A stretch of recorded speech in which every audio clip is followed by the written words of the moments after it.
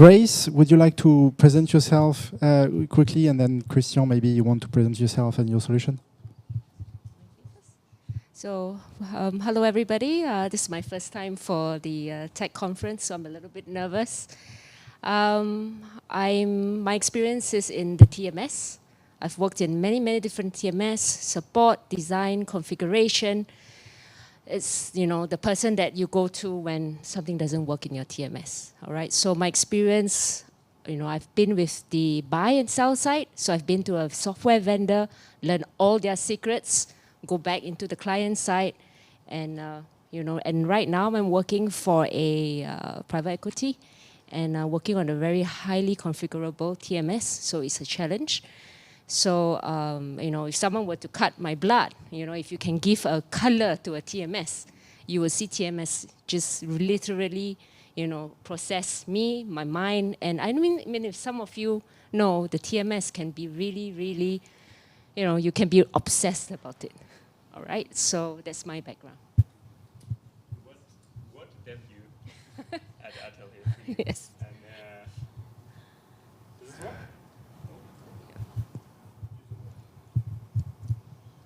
Does this work? There we go. What a debut for you at ATEL. Thank you. It's funny. I was Francois was teasing about AI-powered cash forecasting earlier, and we're at that session now. And one of the quotes, a quote from someone I heard from earlier today, around cash forecasting being sort of that one part of the TMS you never ever get to, and it's sort of, you know, next year we're going to get there. With that, good to be in Luxembourg. My name is Christian. I'm one of the co-founders of Palm, and hopefully we get to dive a bit into today around why is AI actually helping with cash forecasting? What can we do? What is the next generation looking like? A little bit about us. We often integrate into your existing Treasury stack, whether that's your TMS, whether it's your ERP, whether that's your FP&A software. And we help with cash forecasting specifically.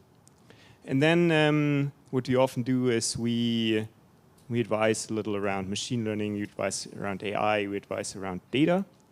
And more often than not, we find either we're able to reduce bank balances quite significantly for our clients. They end up investing more, they end up drawing down on their RCFs more efficiently than ever before because they suddenly have that future visibility. Thank you very much. I think one of the first step is for us to better understand the data. And when we speak about data, we speak about like a cloud or universe of things that flows through Treasury. So sometimes it was one day I got told that the best way to start a speech is actually by saying once upon a time. And I guess this is very applicable to data. Is in your case, Grace, is once upon a time, the life cycle of a Databricks. Databricks big is a one single entity of data that flows within your system, and you will see that there is a lot of challenges that we face, that we reflect to each other. And then the following question for you, Christian, based on what Grace would tell us, would be how do you react to these challenges, and what solutions do you provide? I mean, I've worked on a lot of RFPs and projects, and you know, most clients would just go straight in, you know, without thinking about their data structure, whether information is there. They just want to go live. 6 months in and out, you're done. So when they do stop and pause, and they realize that information is missing, somebody just, you know, the ID and the name did not sync everywhere, you know, and then they just caught in this situation where, okay, and now I have to go and clean it up, you know, and then I have all these legacy systems where I cannot integrate because, you know, one system could have more fields than the other. So a lot of analysis and paralysis, and you're just stuck there. So that is how I've seen, you know, over so many years, people are at this stage where they don't progress. So that's my experience. Yeah. Super good. I'll actually use Francois again and quote. You had a quote on there earlier from Walt Disney, I think, about the best way to start is to start acting and stop talking about some things. I think there's a bit of a nuance because, right, you do have to have an end goal in mind, but you also have to start doing. And I think there's nothing more true about that than with your data. And maybe sort of the first takeaway from me for this session is don't wait for your perfect data. It's not going to happen ever where you're at the point where you're saying, hey, we have all of this perfectly clear. Then we are finally getting to implement everything. Then you're realizing that actually, hey, I need this other data point that's over there. And we didn't figure that one out. So I think the first bit is of start working with it, because only then do you understand what's actually missing and what do you already have, where you're good, where you're bad. But I think the one other thing that's quite interesting for me is when I'm thinking about what's different today than, say, 5 years ago. And the big thing with AI is actually not so much that it, in my mind, creates a forecast for you or creates a report for you. That stuff is actually working reasonably well. Where it's really powerful for me is when it comes to data preparation. So I'll give you one super simple example we're doing with one of our clients. It's many of you are gonna have ERP systems, multiple ERP systems. I know some of us do, around the globe. And I'm pretty sure that every one of you, when you started out in your career in Treasury, you were probably tasked with some sort of data mapping at some point, where you had that Excel sheet with 100 fields coming from your ERP, and you needed to template that into something else so it could get loaded into your other system. If you think about where is AI great at, that busy work is soon a thing of the past. And hopefully the next generation of your teams doesn't quite have to do that same menial work as we all did. And so that's a bit of I think one of the first steps you can think about when it comes to data. Don't wait, and think about what is actually the new technology that's helping you to move quicker. And it is very valid. Our data will never be so clean. So as we understand, it's really about shaping data. And I think when you get to this stage, either on the way or when you start, because you will never finish, we all agree on that. And how many times we were like a clean table and we need a new field, and you're like, oh, that's fine, that happens. So when we think about shaping data, and when we have this data, at least a base which is usable, not perfect, but usable, my question to you, Grace, would be, how would you feel as Treasury expert related to the predictive modeling that we can see in the forecast, either through SAP or through AI or through like any structure which is providing forecast which you actually are not building directly? I think it's really clear. Everybody knows the benefits of, some predictably, being able to forecast what's going to happen, optimization, having stakeholders, being able to have many different views. But the thing is, from my experience with the TMS, a lot of people just want reporting on what has happened, what is the variance of why it didn't happen. A lot of focus is on these 2 points, what has happened and why it went wrong. But moving beyond that into predicting what will happen is really one step forward. I mean, just imagine if those of you, we have your TMS, have you all gone to this thing called Pricer? Monte Carlo simulation, statistical method. Have you tried to press that little gear and see numbers, random numbers come out? So a lot of people do not focus on that third tier, and which might actually bring the most strategic value to your company.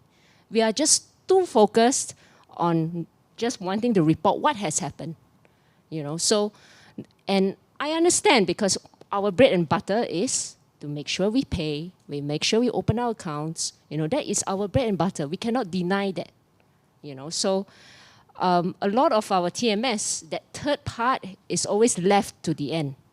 And I do see some value with Palm, because sometimes some TMS, they are not built to be master of everything. I've never seen a TMS that's a master of everything. Hedge accounting, some people might be better at it. You know, payments, APIs, you know, settlement, capital markets management, risk management, VAR calculation, blah, blah, blah. But you have never had a TMS that can do everything. So if we have small players that can maybe fill that particular gap, and, you know, which I see, Palm, that might be possible, you know, for cash forecasting. So, I mean, predictivity, you know, whether is it really practical, and, you know, there's still a lot of hesitancy and a large pinch of salt about how reliable these forecast models are. So, I mean, the only experience I had was with a commodity trading firm, and they were obsessed, and they needed to benchmark the results with other models in the market. Are we willing to go that far to do that? Are we willing to hire third parties to validate the model? They were obsessed because it was impacting their P&L. So they spent a lot of money to do that. You know, I don't know if corporate treasuries, we are ready to be at that stage. But yes, there are companies that are using these models, but they put in a lot of investment. Yeah, that's what I expect. Christian, your expertise on this topic? I love the example that you gave. I'll actually give you another one, and especially given we're in Luxembourg right now. I'll take you back to my previous life. I was running billion-dollar loan portfolios for PayPal in my previous career. So PayPal is the fourth largest small business lender in the US, when we had also a billion-dollar exposure here in Europe. And we operated actually under a Luxembourg banking license. So we were just down the street, basically.